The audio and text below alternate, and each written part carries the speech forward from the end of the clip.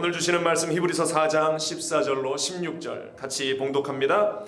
그러므로 우리에게 큰 대제사장이 계시니 승천하신 이 곧 하나님의 아들 예수시라.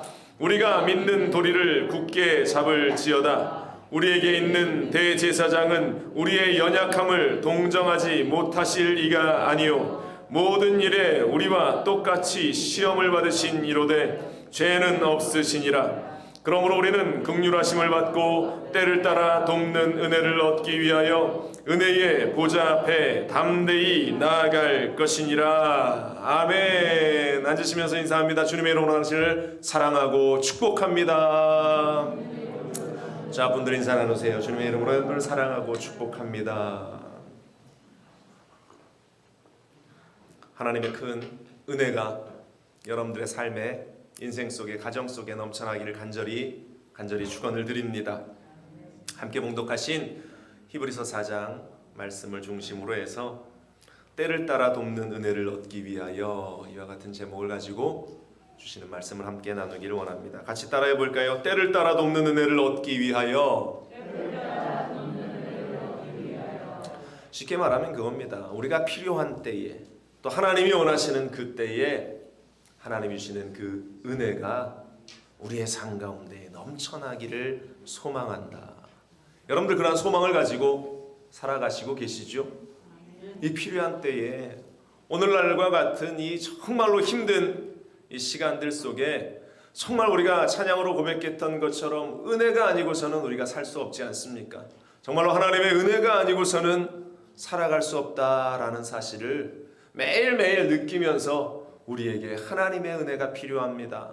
우리에게 하나님의 도우심이 필요합니다. 우리에게 하나님의 기적의 역사가 필요합니다. 우리는 날마다 기도하고 또 기도하고 또 기도하는 줄로 믿습니다. 오늘 본문의 배경이 되는 이 히브리서의 이 시대적인 배경 역시 그러한 고난, 핍박, 어려움 가운데에 예수 그리스도를 믿는다라고 하는 그 믿음 하나 때문에 그들이 자신의 삶의 자리를 다 잃어버리고 흩어져 버릴 수밖에 없었던 그 유대인, 그리스도인, 유대 그리스도인들을 향해서 편지하고 있는 것이 이 히브리서의 그 서신의 목적이 되고 있습니다. 다른 이유 없었어요.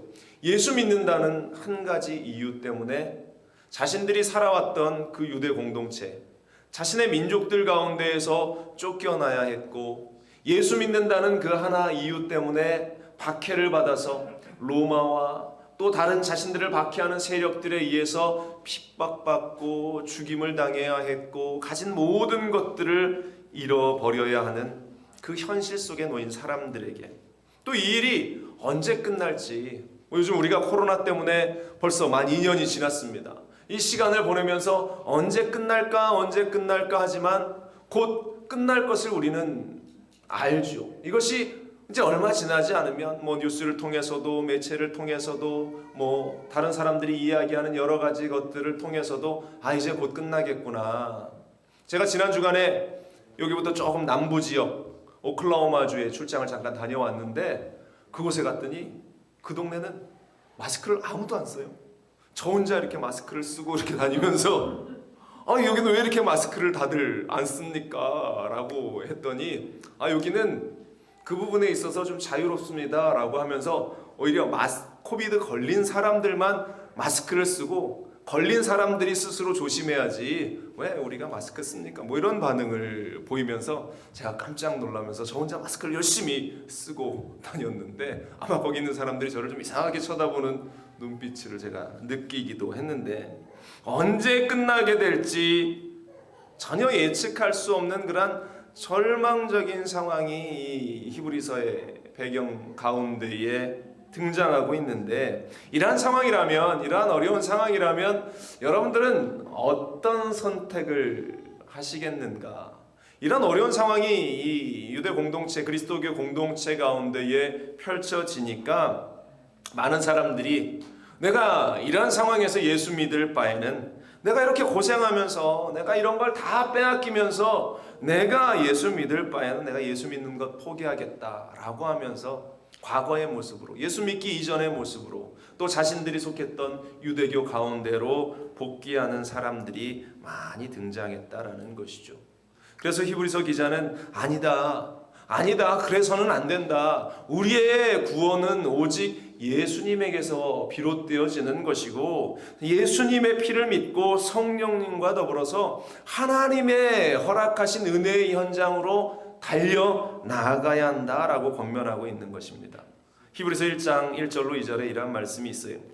옛적에 선지자들을 통하여 여러 부분과 여러 모양으로 우리 조상들에게 말씀하신 하나님이 이 모든 날 마지막에는 아들을 통하여 우리에게 말씀하셨으니 이 아들을 만유의 상속자로 세우시고 또 그로 말미암아 모든 세계를 지으셨느니라, 이렇게 말하고 있어요. 아들을 믿는 믿음, 그 믿음을 잃어버려서는 안 된다. 이것이 복음의 핵심 메시지다라는 사실을 우리는 기억해야 합니다. 특정한 사람, 특정한 장소가 아닌 어느 누구든지 예수 그리스도를 통해서 하나님 보좌 앞으로, 우리 아버지 보좌 앞으로 나아갈 수 있는 그 은혜가 주어졌는데 왜 그것을 포기하고 다시 과거의 삶으로, 주님을 알지 못하는 삶으로, 복이 없는 그러한 삶으로, 저주의 삶으로 돌아가려고 하느냐. 그래서 오늘 본문 말씀이 굉장히 우리에게 은혜가 됩니다. 오늘 보면 16절에 이런 말씀이 있어요. 그러므로 우리는 긍휼하심을 받고 때를 따라 돕는 은혜를 얻기 위하여 은혜의 보좌 앞으로 나아갈 것이다. 하나님 보좌 앞으로 나아가면 하나님께서 때를 따라 순간순간마다 필요에 따라 우리에게 그 은혜를 허락해 주신다. 사랑하는 여러분들, 여러분들의 삶에 때때로 하나님이 주시는 은혜가 넘쳐날 수 있기를 간절히 축원을 드립니다.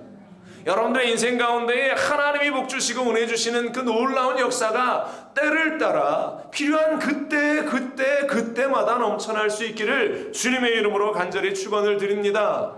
옆에 분들 축복하세요. 하나님이 당신에게 복 주실 겁니다. 이렇게 인사 나누시고 축복하십시오. 하나님이 우리에게 복 주셔야, 하나님이 우리에게 반드시 복 주셔야 우리가 살아나갈 수 있는 것이에요. 바로 그를 위해서 우리가 하나님 앞으로, 은혜의 보좌 앞으로 나아가야 하는 것입니다. 그러면서 한 번, 두 번 우리의 삶 가운데에 주신 은혜들을 우리가 보면서, 야, 주님이 나와 함께 하시는구나. 내 인생 가운데에 주님 없이는 내가 살 수 없구나. 우리는 그와 같은 고백을 할 수 있게 되는 것입니다. 그렇다면 그러한 하나님의 은혜, 때를 따라 우리에게 허락하시는 그 하나님의 은혜를 얻기 위해서 우리는 어떻게 해야 하는가? 오늘 두 가지로 함께 생각해 보기를 원하는데요. 먼저 첫 번째, 오늘 성경은 믿음의 도리를 굳게 잡아야 한다, 이렇게 말씀하고 있습니다. 오늘 본문 14절에 이렇습니다. 그러므로 우리에게 큰 대제사장이 계시니 승천하시니 곧 하나님의 아들 예수시라. 우리가 믿는 도리를 굳게 잡을지어다, 이렇게 말하고 있어요. 우리가 믿는 도리를 굳게 잡을지어다. 이것을 제가 곰곰이 묵상하면서 믿음의 도리를 굳게 잡는 것이 무엇인가 이렇게 묵상을 하는데요, 한 단어가 떠올랐습니다. 배신이라는 단어가 떠올랐어요. 믿음의 도리를 굳게 잡는 이것은 배신하지 않는 그러한 삶이구나. 우리가 예수 그리스도를 믿는 그 믿음을 버리지 않는 그 삶이 바로 믿음의 도리를 굳게 잡고 있는 것이구나 라는 것을 알게 되었는데요, 정말 소중한 것이 여러분들에게 있습니다. 정말 소중한 것이 내 손에 있어요. 비싼 다이아몬드가 내 손에 있다라고 한번 생각해 보십시오. 누가 이것을 빼앗아 가려고 하는데 그러면 여러분들 어떻게 하겠습니까? 주먹을 푹 끈지고 빼앗기지 않으려고 온갖 힘을 다 이 손 주먹 가운데에 주고 있지 않겠어요? 믿음이 그렇게 소중한 것이라는 겁니다. 여러분들 절벽 끝에 밧줄 하나에 매달려 있다라고 상상해 보십시다. 절벽에 매달려 있는 그 밧줄을 내가 놓게 되면 나는 죽는데 저 천길 낭떠러지 아래로 떨어지게 되는데, 여러분들 그때 여러분들의 손이, 여러분들의 두 다리가 얼마나 그 밧줄을 움켜쥐면서 여지껏 내가 힘을 줬던 그 어떤 힘보다 더 강력하게 그 밧줄을 붙들고 있지 않겠습니까? 믿음의 도리를 붙들고 있어야 하는 그러한 붙들미 바로 이러한 것이에요. 우리의 구원의 유일한 길, 우리의 구원의 유일한 길은 예수 그리스도밖에 없는데 성경이 말씀하고 있지 않습니까? 요한복음 14장 6절에 예수께서 이르시되 내가 곧 길이요 진리요 생명이니 나로 말미암지 않고는 아버지께로 올 자가 없느니라. 이 말씀, 생명의 주요 온전케 하시는 그리스도를 우리가 붙들고 나아가는데 생명이 그에게 있기 때문에 우리는 꽉 붙든 그 믿음의 도리를 놓지 않고 배반하지 않고 우리는 살아나가야 한다. 대충 적당히 그렇게 믿는 것이 아니라 정말로 철저하게 믿음을 가지고 그것을 놓지 않아야 한다라는 사실을 강조하고 있는 것입니다. 그런데 그 믿음, 그렇다라고 하는 그 믿음이 정말로 우리 가운데에 피부로 와 닿아야 하지 않겠습니까? 남들이 이야기한다고, 누군가가 목사님이 이야기한다고 그렇겠지라고 여기는 것이 아니라 정말로 내가 그것이 예수 그리스도가 나의 구주됨을 내가 믿어져야 그것이 소중하게 여겨지는 것이고 내가 믿어야 그것을 우리가 꽉 붙들고 나아갈 수 있지 않겠어요? 그런데 그것이 누가 이야기해 준다고 주어지는 것이 아니고 누가 가르쳐 준다고 얻어지는 것이 아니라 정말로 예수 그리스도에 대한 그 믿음이 우리 가운데 순간 찾아와 들어올 때에 주님이 나를 사랑하시는구나, 정말로 예수님이 나를 위해서 십자가에 달리셨구나라는 그러한 확신이 우리 가운데 다가올 때에 이것이 소중함을 알고 그것을 우리는 붙들고 나아갈 수 있게 된다라는 것입니다. 그런데 어떻게 그 예수님의 사랑을 우리가 느낄 수 있겠어요? 오늘 15절에 이렇게 이야기합니다. 우리에게 있는 대제사장은 우리의 연약함을 동정하지 못하실 이가 아니요 모든 일에 우리와 똑같이 시험을 받으신 이로되 죄는 없으시니라 말씀하고 있어요. 다시 말해서 예수님이 우리가 걸어왔던 이 힘들고 아프고 어려운 이 모든 시간들을 주님도 똑같이 경험하셨고 그렇기 때문에 우리를 아신다라는 것이죠. 우리를 아시기 때문에 우리를 불쌍히 여기시고 우리를 사랑하시고 우리에게 복 주시기를 원하시고 우리를 구원하기 원하신다라는 사실을 강조하고 있는 것입니다. 그렇기 때문에 그분은 믿을 만한 분이고 그렇기 때문에 우리가 그분을 따라 나아가는 것이다 라고 강조하고 있습니다. 우리가 이야기하죠. 내가 너를 알아, 내가 너를 위로해. 누군가가 이야기하면 아마 당신이 내 사정을 어떻게 알아? 라고 반문하시는 분이 많을 거예요. 당신이 내 어려움과 내 고통을 어떻게 알아? 라고 반문하시면서 달려드시는 분들이 많이 있을 것입니다. 그러나 예수님은, 우리의 구원자 되신 예수님은 우리의 모든 사정을, 우리의 모든 아픔들을 아셔요. 내 사업의 현장 속에서, 내 가정의 현장 속에서, 내 인생의 현장 속에서, 고달픈 삶의 여정의 현장 가운데에서 우리는 우리의 모든 사정을 다 아시는 주님을 발견해야 할 줄로 믿습니다. 십자가가 그 증거예요. 우리 주님께서 십자가에 달리셨다라고 하는 것이 우리의 모든 아픔을 주님께서 짊어지시고 우리의 모든 외로움과 고통과 눈물을 다 짊어지시고 주님께서 십자가에 달리셨다. 그렇기 때문에 내가 너의 모든 상황을 안다. 우리 주님께서 말씀하시는 줄로 믿습니다. 그렇기 때문에 그 소중한 십자가를 우리는 붙들어야 할 줄로 믿습니다. 배신자가 되어서는 안 되는 것이죠. 성경에 이 배신의 대명사로 나오는 사람이 한 명 있습니다. 누구죠? 누굽니까? 네, 그렇습니다. 가룟 유다라는, 대답하셨는지는 모르겠지만 가룟 유다라는 인물, 우리가 성경을 펼칠 때 이 사람만큼 배신자로 여겨지는 사람이 없어요. 3년 반 동안 예수님의 공생의 기간 동안 늘 함께했고 예수님이 행하시는 기적의 현장 가운데 함께했고 꽤 똑똑했던 사람 같아요. 예수님께서 돈꾀를 그에게 맡길 정도로, 헌금을 그 사람에게 맡길 정도로, 재정을 관리할 정도로 능력 있고 유능한 사람이었다.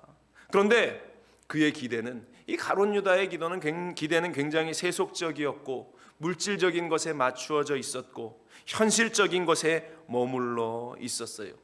루벤스라는 작가가 이 최후의 만찬의 그 장면을 그림으로 그린 그런 작품이 있는데요. 이 모습에 이 가룟 유다의 모습이 아주 기가 막히게 잘 표현되어 있습니다. 다른 제자들은 다 예수님에게, 가운데 있는 예수님에게 집중하고 있는데 유독 한 사람만 고개를 이렇게 돌려서 지금 그림을 그리고 있는 작가를 바라보는 듯한 그러한 장면이 이 루벤스의 작품 가운데에 등장을 하고 있는데요. 이것이 모든 사람들이 주님을 향하고 있는 그 시선 가운데에 유독 이 가룟 유다 한 사람만 다른 곳을 보고 있었다. 결국 그러한 사람이 다른 생각을 가지고 있었고 결국 그는 은 30에 예수님을 팔아넘기는 배신자가 되어버리고 말았다. 그런데 여러분들, 이러한 그림들을 보면서 이 이야기를 들으면서 저것은 남 일이지, 가룟 유다의 일이지 라고 여기시는 분들이 많이 있겠지만, 그러나 지금 이 시대를 살고 있는 우리의 모습이 바로 이 가룟 유다와 다르지 않다라는 것입니다. 그러면서 마음 한켠 깊숙한 곳에서는 자꾸 왠지 가룟 유다가 피해자 아닌가 이런 생각들이 문득 들어요. 저 가련한 이 배신하게 선택되어진 저 가룟 유다가 불쌍한 사람 아닌가라고 하면서 예수님을 배신한, 예수님의 그 말씀의 자리에서, 은혜의 자리에서 떠나고 있는 나의 모습을 향해서도 나도 어쩔 수 없었습니다. 나도 어쩔 수 없는 이 상황 가운데에 이러한 선택을 할 수밖에 없는 내 입장을 좀 이해해 주십시오라고 외치고 싶은 것이 우리 깊숙한 곳에서 올라오는 그러한 고백들 같습니다. 그러나 여러분들, 결코 우리가 믿음의 자리에서 그 믿음의 소중한 믿음의 도리를 저버리는 어리석은 자들이 되어서는 안 될 줄로 믿습니다. 다행인 것은, 감사한 것은 우리가 살짝 주님을 배신했다 할지라도, 믿음의 자리에서 살짝 떠났다 할지라도, 내가 하나님을 예배한 그 자리에서 살짝 떠났다 할지라도 아직 우리에게는 기회가 있다라는 사실이죠. 가룟 유다처럼 어리석게 목매어 그가 자신의 삶을 마감하는 어리석은 선택이 아니라 정말로 주님께서 다시 한번 우리에게 기회를 주시면서 믿음의 도리의 그 현장, 은혜의 현장으로 돌아오라, 오늘 우리에게 말씀하시는 줄로 믿습니다. 그러므로 사랑하는 여러분들, 믿음의 도리, 은혜의 자리를 배신하지 않는 삶, 바로 그것이 때를 따라 돕는 은혜를 허락하시는 하나님의 손길 가운데에 서게 되는 복된 일임을 우리는 깨달아야 할 줄로 믿습니다. 예전에 그 오카논 목사님, 사랑의 교회를 개척하신 그 오카논 목사님이 간증을 한번 하신 것이 기억이 나는데요. 유학 시절이었답니다. 한 40대 초반에 이제 유학을 하게 되었어요. 이 미주에 와서 한인교회를 한 8개월 정도 섬기는 그때였는데, 그때 섬기는 교회가 한 30명 정도 성도들이 모이는 그러한 교회였습니다. 그런데 그 교인들 중에 한 3분의 2가 의사 가정이었어요. 닥터이고 그 가족들, 그러한 가족들이었습니다.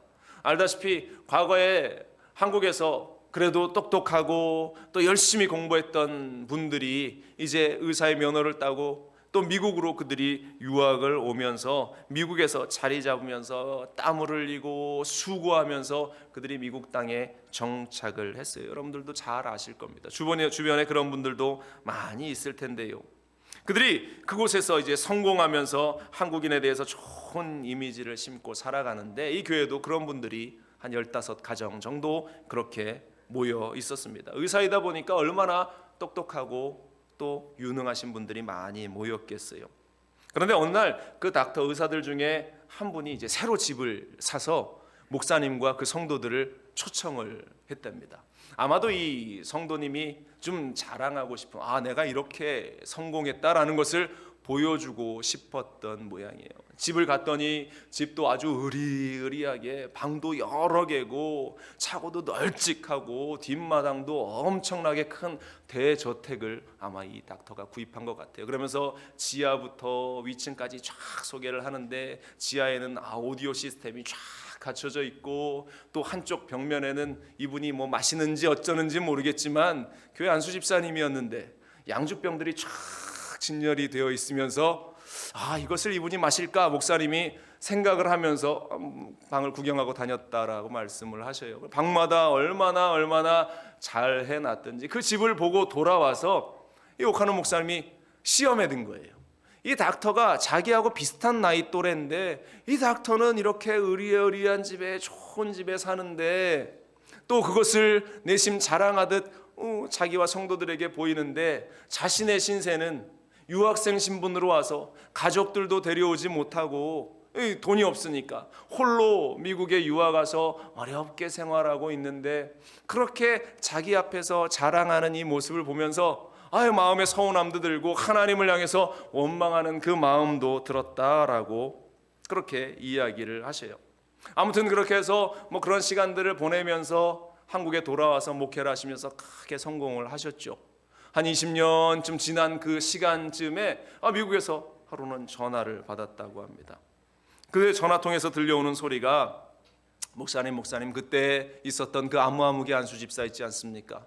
그분이 자신의 병원 자기 사무실에서 권총으로 자신의 머리를 쏴서 자결했습니다. 자살했다라는 그러한 이야기가 들렸습니다 라고 하면서 그 이야기를 전해주신 성도의 이야기를 들었는데요, 그 소식을 들으면서 목사님이 그런 생각에 빠지셨답니다. 지금까지 그렇게 신앙생활을 해왔을 텐데 무슨 고민을 하다가 무슨 고민 때문에 괴로워하다가 자살을 했을까? 그런데 그분에게 믿음이 있었다면, 그분에게 정말로 예수 그리스도가 참으로 그 중심 가운데 있었다면 과연 그가 그러한 선택을 했겠는가? 예수님이 그의 인생 가운데는 그렇게 아무런 도움도 되지 않는 그러한 존재였다란 말인가? 라고 하면서 마음이 크게 괴로우셨다라고 이야기한 것을 제가 들은 것이 기억이 나는데요, 여러분들에게 믿음은 정말로 오늘 성경에서 이야기하는 것처럼 믿음의 도리를 굳게 잡으라고 말씀하시는 이 말씀이 정말로 내 안에 절절하게 자리하고 있는가? 내가 예수 그리스도를 믿는 이 믿음으로 정말로 내 인생 가운데에 정말로 죽음을 선택해야 할 만큼 어려운 시간이 나에게 다가왔을 때에 내가 예수님을 기억하면서 믿음의 자리에, 기도의 자리로 달려나오기를 선택할 수 있는 그 믿음이 나에게 있는가? 오늘 우리는 스스로에게 물어야 할 줄로 믿습니다. 만약 지금 내 안에 그러한 생각이 없다면 우리도 가룟 유다가 될 수밖에 없는 그러한 연약한 믿음의 자리에 서 있다라는 사실을 직시해야 할 것입니다. 사랑하는 여러분들, 우리 예수님은 나의 구주가 되십니다. 오늘 성경이 말하는 대로 우리의 대제사장, 하나님의 아들이 되셔서 우리를 하나님께로 인도하고 구원의 길로 인도하고 축복의 길로 인도하시는 분이 우리 주 예수 그리스도이시고, 그분을 믿는 믿음이 바로 진실된 믿음임을 우리는 깨달아 알아야 할 줄로 믿습니다. 그래서 그 믿음의 도리를 굳게 잡고 달려가는 자들에게 우리 하나님께서 때를 따라 돕는 은혜를 주신다. 여러분들, 그 믿음이 오늘 이 시간 여러분들 가운데 있게 되기를 간절히 축원을 드립니다. 그렇다면 그 믿음을 가지고 우리가 나아가야 할 곳이 어디인가? 두 번째로 오늘 성경이 이야기하는 것이 바로 이것입니다. 은혜의 보좌 앞으로 나아가야 한다. 따라합니다. 은혜의 보좌 앞으로 나아가야 합니다. 한마디로 이야기하면 이것도 예배 중심의 삶을 살아야 한다라는 말입니다. 오늘 보면 16절이 이렇게 말합니다. 이브리서 4장 16절에 그러므로 우리는 긍휼하심을 받고 때를 따라 돕는 은혜를 얻기 위하여 은혜의 보좌 앞에 담대히 나아갈지어다 말하고 있어요. 때를 따라 돕는 은혜를 얻기 위하여 예수 그리스도, 우리의 대제사장이 되시는 예수 그리스도 앞으로, 하나님 앞으로, 은혜의 보좌 앞으로 담대히 달려 나아간다. 이것이 나아간다라고 하는 이 말은 현재 진행형입니다. 계속되어야 한다라는 것이에요. 과거에 내가 한번 나아가 봤다, 과거에 내가 그러한 경험이 있다, 이것이 아니라 매일 지속적으로 지금 이 순간에도 주님 앞으로 나아가야 하는 상태, 바로 이 모습에 대해서 우리에게 이야기하고 있는 것입니다. 바로 은혜를 얻기 위해서 우리가 하나님 보좌 앞으로 나간다는 것은 바로 우리가 온전한 예배자로 살겠다라고 하는 그러한 믿음의 고백, 그 믿음의 고백을 하나님께 올려드리는 것입니다. 성경에 아브라함과 그 조카 롯에 관한 이야기가 등장을 합니다. 그 둘의 차이는 하나였어요. 예배를 드리는 자였느냐, 예배를 드리지 않는 사람이었느냐. 아브라함과 그의 조카 롯의 그 인도함. 아브라함은 가는 곳마다 하나님께 예배의 단을 쌓았다라고 성경은 기록합니다. 그런데 조카 롯은요, 그가 무엇을 어떻게 살아야 할까, 내가 어떠한 삶을 살아야 할까에 집중되어 있었습니다. 그래서 어디로 가면 내 사업이 좀 더 잘 되고, 어디로 가면 내 인생이 좀 더 번창함을 누릴 수 있을까. 결국 그러한 롯이 선택한 길은 소돔과 고모라가 있는 그 소알 지역을 선택합니다. 결과는 이야기하지 않아도 여러분들 잘 아실 것이에요. 그런데 둘이 다 믿음이 없는 사람이 아니었어요. 아브라함만 믿음이 있는 사람, 롯은 믿음이 없는 사람, 그것이 아니라 둘 다 믿음 있는 사람, 하나님을 아는 사람이었다라고 성경은 기록하고 있어요. 베드로후서 2장 6절 이하에 보면 소돔과 고모라가 성을 멸망하기로 정하여 죄가 되게 하사 후세에 경건하지 아니할 자에게 본을 삼으셨으며 무법한 자들의 음란한 행실로 말미암아 고통당하는 의로운 롯을 건지셨으니 라고 하면서 8절에 성경에 가로 열고 이렇게 부연해서 설명합니다. 이는 이 의인이 그들 중에 거하여 날마다 저 불법한 행실을 보고 들으므로 그 의로운 심령이 상함이라. 롯도 하나님께서는 의로운 자다. 그래서 소돔과 고모라가 멸망될 때에 의로운 자 10명을 하나님께서 찾으셨는데 없었고, 오직 의로운 자는 롯 한 사람밖에 없었지 않습니까? 결국 그 땅이 멸망되는데요, 이 롯 역시 믿음을 가진 사람이었는데, 그런데 둘의 차이는 무엇이었느냐? 아브라함은 늘 하나님이 그의 삶에, 하나님께 예배하는 것이 그의 삶의 1번이었습니다. 1순위였습니다. 그런데 롯은 하나님을 알았지만, 그 하나님을 믿었지만, 그 하나님이 창조주이심을 알았지만, 그의 삶에 하나님은 늘 2번째요, 3번째요, 4번째요. 그 순위가 점점 뒤로 가는 그러한 사람이었다라는 것입니다. 여러분들, 예수를 믿기는 믿으나 신앙생활이 온통 세상의 염려와 걱정과 세상의 가치와 세상의 기준 가운데 있다면 이러한 모습은 롯의 인생과 다를 바 없는 것이에요. 예수 믿고서도 예수님에 대한, 하늘나라에 대한 소망과 하나님이 주시는 축복을 소망하는 것이 아니라 여전히 세상적인 재미와 또한 세상적인 안락함과 세상의 가치의 기준에 머물러 있다. 바로 그러한 사람은 롯과 같은 인생이다. 결국은 그 결론, 말하지 않아도 우리가 알지 않습니까? 소돔과 고모라의 그 마지막 모습, 롯이 당한 그 낭패와 고통의 모습을 우리는 잘 알고 있어요. 그래서 히브리서 12장 1절은 우리가 이러한 삶을 살아야 한다라고 도전합니다. 이러므로 우리에게 구름과 같이 둘러싼 허다한 증인들이 있으니 모든 무거운 것과 얽매이기 쉬운 죄를 벗어버리고 인내로써 우리 앞에 당한 경주를 하며 믿음의 주요 또 온전케 하시는 이인 예수를 바라보자. 그는 그 앞에 있는 기쁨을 위하여 십자가를 참으사 부끄러움을 개의치 아니하시더니 하나님 보좌 우편에 앉으셨느니라. 믿음의 사람은, 믿음의 도리를 굳게 잡고 나아가는 자들은 주님이 가시는 그 길을 함께 걸어 나가는 자들인데, 그들에게는 하나님께 예배하는 삶이 1번이요, 하나님을 향해 온전히 삶을 드리는 것이 1번인 삶이다. 사랑하는 여러분들, 여러분들의 인생에 하나님께 예배하는 그 일들이 가장 우선이 될 수 있기를 간절히 축원을 드립니다. 그것은 이 교회에 나와서 예배드리는 이것만을 이야기하는 것이 아니라 우리의 삶의 자리에서, 가정에서, 직장에서, 우리가 있는 그 모든 삶의 현장에서 하나님과 관계되어지는 삶을 사는 것, 하나님을 생각하고 하나님을 의지하며 따라 나아가는 삶, 바로 그것이 예배에 집중하고 예배 중심의 삶을 살아가는 인생들이다라는 사실입니다. 내가 오늘도 하나님께 바른 삶의 예배를 드리고 있는가? 하나님과 나의 관계가 잘 연결되어 있으면요, 비록 오늘 우리 사업장에, 우리 가게 매출이 1달러도 못 버는 그러한 삶이 펼쳐졌다 하더라도 낙심하지 않아요. 왜? 하나님이 나와 함께 하심을 우리는 늘 알기 때문에. 그래서 예배를 하나님께 온전히 드리고 있는 삶의 자세들은 하나님께서 반드시 우리에게 합력하여 선이 되게 하시는 은혜를, 때를 따라 돕는 은혜를 우리에게 주시리라. 그러면서 하나님께 나아가는 거죠. 하나님, 오늘 매출이 꽝입니다. 한 푼도 못 벌었습니다. 하나님이 책임지셔야죠. 내가 하겠습니까? 하나님께 나아가는 자의 모습은 바로 그러한 모습이다. 그러한 삶에 하나님께서 복 주시고 은혜 주시고 은혜를 허락해 주실 줄로 믿습니다. 그러한 삶에는 막 기적이 일어나는 거예요.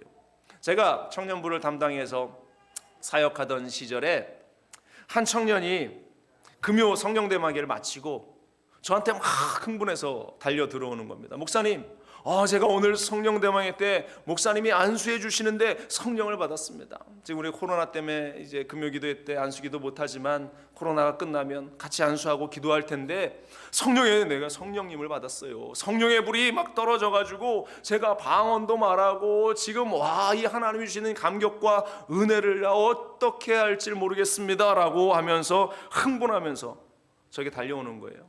축하해주고 함께 기뻐했던 기억이 나는데요. 그 친구가 한 두어 주 있다가 또 제 사무실을 막 달려 들어오면서 흥분하면서 이야기하는 겁니다. 그 친구가 사실 교회에서 열심히 봉사도 하고 청년부 임원도 하면서 열심히 교회를 섬겼던 그러한 친구인데 직장 생활하다 보니까 여전히 세속적인 그러한 끈을 끊지 못했어요. 그래서 술과 담배를 끊으려고 그렇게 애를 썼는데 못 끊은 겁니다. 그러면서 저하고도 여러 번 상담하면서 목사님, 또 내가 금주를 결단했는데 또 실패했습니다 라고 하면서 그렇게 안타까워했던 친구인데 그 몇 주 후에 달려오면서 목사님, 제가 술을 끊고 담배를 끊었어요 하면서 들어오는 거예요. 야, 어떻게 된 일이냐? 네가 그렇게 못 끊던 그 일이 어떻게 끊어졌냐? 어느 날 제가 일을 하고 있는데 늘 버릇처럼 이 담배를 입에 물어야 하는데 자기가 며칠 동안 담배를 안 물더랍니다. 신기해서 어떻게 된 일인가 라고 하면서 담배를 입에 한번 물어봤대요. 그런데 역겨워서 담배를 못 피겠다는 것이. 마찬가지로 저녁 때 이 직장 동료들이 회식을 하자고 함께 가서 이제 고기를 굽고 이제 소주를 한 잔 먹으라고 권유하는데 술을 한 잔 이렇게 들이키는데 구토가 그 자리에서 막 나오면서 술을 한 잔도 입에 못 대겠더라는 겁니다. 그래서 우연히 컨디션이 안 좋아서 그런가 보다 본인이 생각하고 또 며칠 있다가 다시 한번 도전해 봤답니다. 그래서 제가 뒤통수를 한 대 때렸어요. 야, 뭘 그런 걸 도전을 하냐? 딱 그 자리에서 끊으면 될 것을. 그런데 똑같은 증상이 또 일어나더랍니다. 얘기해 줘. 성령의 충만함을 네가 받으니까 성령께서 너의 그 술과 담배 끊지 못하는 그러한 세속적인 것을 하나님께서 단번에 끊어버릴 수 있게 해주신 것이다. 하나님께 감사해라. 그 이후로 얼마나 그 청년이 열심히 매일같이 교회 오더라고요. 매일같이 저녁 때 와서 기도하고 집으로 돌아가고 퇴근하고 교회 와서 기도하고 돌아오고 또 청년부에 필요한 것이 없는지 그렇게 주변을 살피면서 열심히 헌신하고 충성하는 그러한 일꾼들로 더 성장하는 모습을 보면서 마음이 든든했는데요. 제가 지난주에도 그 오클라호마 시리에 있는 털사라는 지역, 오클라호마 주에 있는 그 털사라는 지역에 방문했는데 거기에 오랄 로버츠 대학이 있습니다. 그 초교파 성령운동을 하는 그 과거에 이제 오랄 로버츠 목사님이 세우신 대학, 오랄 로버츠 대학이 있는데 이제 대학 원장님의 초청을 받아서 이제 그곳에 가서 함께 채플에 참여하게 됐는데요. 제가 깜짝 놀랐습니다. 거기 한 5천 명 정도 강당에 학생들이, 젊은이들이 막 모이는데요. 의무적으로 채플을 드려야 하니까. 그런데 이 친구들의 얼굴은 의무적인 얼굴이 단 한 명도 없는 겁니다. 제가 신학교 다닐 때 저의 기억을 한번 떠올려 봤어요. 그런데 신학생이었던 저 역시 채플 시간은 정말로 도살장에 끌려가는 송아지 마냥 어쩔 수 없이 피곤한데 이때라도 좀 쉬면 좋을 텐데 굳이 또 이 시간에 예배를 드려야 하면서 앉아있던 그런 기억이 나는데 이 친구들은 그 예배의 현장에서 펄떡펄떡 뛰면서 기뻐 춤추면서 하나님을 예배하는데 그 한 시간의 시간이 10분처럼 흘러감을 제가 그 현장에 같이 동참하면서 보면서 야, 놀랍다라는 생각을 하면서 그 채플 시간을 마치고 나왔는데요. 또 이 대학의 가장 중심에 탑이 이렇게 하나 있어요. 송곳처럼 생긴 저 탑이 있는데 저는 저기가 전망대인 줄 알았습니다. 대학 중앙에 이렇게 있는 그러한 이 탑이었는데 올라가 보니까 저기가 기도실이에요. 주변이 동그랗게 있는 기도실. 그래서 저도 시간이 좀 있어서 기도 좀 해야 되겠다라고 해서 거기 엘리베이터를 타고 저기에 올라갔는데 방마다 학생들이 다 차 있어서 기도하러 들어갈 수 있는 기도실이 없는 겁니다. 수십 개의 방이 이미 다 꽉 차 있어서 기도할 수 있는 그러한 자리가 없을 정도로 그렇게 열심히 기도하는 이 미국의 청년들 이 모습을 보면서 하나님이 이 나라에게 괜히 복을 주시고 하나님이 이 나라에게 괜히 은혜를 주시는 것이 아니구나, 이러한 도전을 받고 제가 돌아왔어요. 20대의 그 청년들이 하나님께 기도하는 그 모습, 여러분들 은혜의 보좌 앞에 나아갈 때에 하나님께서 우리에게 기적의 역사를 허락해 주실 줄로 믿습니다. 하나님께서는 믿음의 도리를 굳게 붙들고 배신하지 않는 그러한 믿음의 자리를 지키는 그리스도인들에게 하나님의 놀라운 은혜를 주셔서 마지막 날 천국을 주실 뿐만 아니라 하나님께서 이 땅에서도 잘되고 번성케 되고 축복의 삶을 살아가는 은혜를 허락해 주실 줄로 믿습니다. 그것은 다른 것 아니에요. 은혜의 보좌 앞으로 우리가 달려나가면 되고 믿음을 우리가 온전히 붙들고 나가면 된다라는 사실입니다. 사랑하는 여러분들, 오늘 우리의 삶 속에, 우리의 시간 속에, 우리의 삶의 자리 가운데에 그와 같은 하나님의 은혜가 있기를 기도하기 바랍니다. 지금 이 코로나의 어려운 시기에 때를 따라 돕는 하나님의 은혜의 역사가 있어야 하지 않습니까? 지금이 그것이 필요한 이 때인데 우리는 과연 믿음의 도리를 온전히 붙들고 있는가? 우리는 과연 예배의 자리를 끝까지 지켜나가며 하나님께 온전히 서 있는가? 사랑하는 여러분들, 우리 순복음중앙교회가 그 하나님에 대한 믿음을 붙들고 또한 그 믿음의 자리에서 함께 예배하며 기도할 때에 저와 여러분들의 삶 속에 우리 교회 가운데에 놀라운 하나님의 축복과 은혜를 쏟아부어 주실 줄로 믿습니다. 주님께서 함께 하시고 그 은혜의 보좌 앞으로 담대히 나아가는 여러분들에게 놀라운 은혜를 허락하실 줄로 믿습니다. 기도하겠습니다. 사랑 은혜 많으신 하나님, 은혜의 보좌 앞으로 달려나아가라 주님 말씀하심에 우리가 그 말씀을 붙들고 또한 그 축복의 현장 속에, 은혜의 현장 속에 우리가 서 나아가기를 원합니다. 주님 함께하여 주옵소서. 혹여나 우리의 마음이 이 코로나로 인해서 마음이 무뎌져 있습니까? 우리의 삶이 이 코로나의 현장 속에서 믿음을 잃어버리고 있습니까? 하나님이 우리를 붙잡아 주시고 그 은혜의 현장 속에서 우리가 예수 그리스도를 예배하고 노래하고 찬양하고 우리의 삶의 중심에 그리스도의 은혜와 사랑이 가득 채워질 수 있는 복된 삶을 살아나갈 수 있게 하여 주옵소서. 성령 하나님께서 오늘 우리 사랑하는 주의 백성들을 축복하실 것을 믿습니다. 이들의 걸음 가운데에 주여 함께하여 주옵소서. 감사드리며 이 모든 말씀 우리 주 예수 그리스도의 이름으로 간절히 기도합니다. 아멘.